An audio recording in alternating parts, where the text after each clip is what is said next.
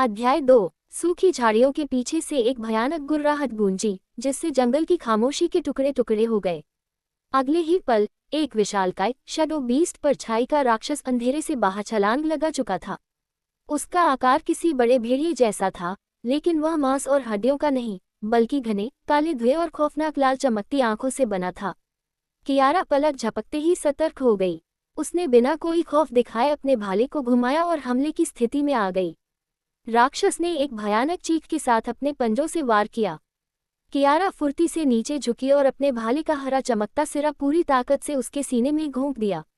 राक्षस दर्द से गुर्राया, लेकिन वह धुएं का बना था, इसलिए उस वार ने उसे खत्म नहीं किया। उसने एक जोरदार झटके से कियारा को दूर फेंक दिया। कियारा हवा में उछलकर एक सूखे पेड़ के तने से जा टकराए। दर्द की एक लहर उसकी पीठ में दौड़ गई और उसका भाला छिटककर दूर जा गिरा। इससे पहले कि वह संभल पाती, शैडो बीस्ट अपने जबड़े खोले उसे चीरने के लिए उसकी तरफ झपटा। अचानक हवा में बिजली कड़कने जैसी तेज आवाज हुई। एक चकाचौंध कर देने वाली नीली रोशनी ने जंगल के घुटन भरे अंधेरे को चीर दिया। कियारा ने अपनी आंखें सिकोड़कर देखा। वहां कुछ ही दूरी पर आर्यन खड़ा था। उसके हाथों से नीली आग की लपटें निकल रही थीं और उसकी आंखें जादुई ऊर्जा से चमक रही थीं। आर्यन अपनी शक्तियों का इस्तेमाल नहीं करना चाहता था, लेकिन किसी को अपनी आंखों के सामने इस तरह बेरहमी से मरते हुए देखना उसे गवारा नहीं था। दूर हटो उससे, आर्यन ने एक जोरदार चीख के साथ अपने दोनों हाथों को आगे की तरफ धकेल दिया। उसके हाथों से एक प्रचंड नीली ऊर्जा का गोला निकला और सीधा शैडो बीस्ट से जा टकराया। धमाका इतना तेज था कि आसपास के पेड़ों की सूखी टहनियां टूटकर गिर गईं। राक्षस हवा में उछल गया और चीखते हुए जलती हुई राख में तब्दील होकर हवा में बिखर गया। जंगल में फिर से खामोशी छा गई, जिसे सिर्फ आर्यन की भारी सांसों की आवाज तोड़ रही थी।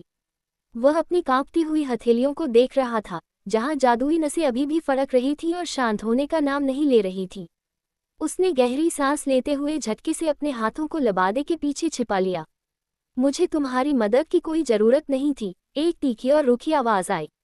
आर्यन ने मुड़कर देखा। कियारा उठ खड़ी हुई थी। उसका भाला दूर पड़ा था, लेकिन उसने अपनी कमर से दोनों तेज धार वाले खंजर निकाल लिए थे और उनका रुख सीधे आर्यन की तरफ था।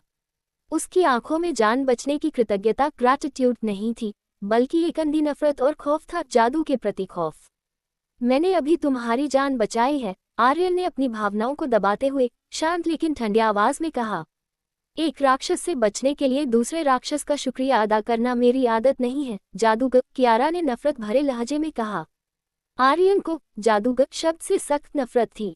ये शब्द उसे उन लोगों की याद दिलाता था जिन्होंने इस दुनिया को बर्बाद किया था। उसने एक गहरी सांस ली और आसमान की तरफ देखा। धुंध और गहरी हो रही थी और अंधेरा तेजी से फैल रहा था। रात हो रही है, आर्यन ने कहा। तुम्हारे खून की गंध और मेरे जादू की ऊर्जा ग्रेट वुड्स के बाकी शैडो बीस्ट्स को भी यहाँ खींच लाएगी। अगर तुम यहाँ अकेले मरना चाहती हो तो मुझे कोई ऐतराज नहीं है। कियारा ने चारों तरफ नजरें दौड़ाईं। वह जानती थी कि आर्यन सही कह रहा है। उसका शरीर थकान और चोट से चूर हो रहा था, और रात के अंधेरे में इन जंगलों में अकेले बचना नामुमकिन था।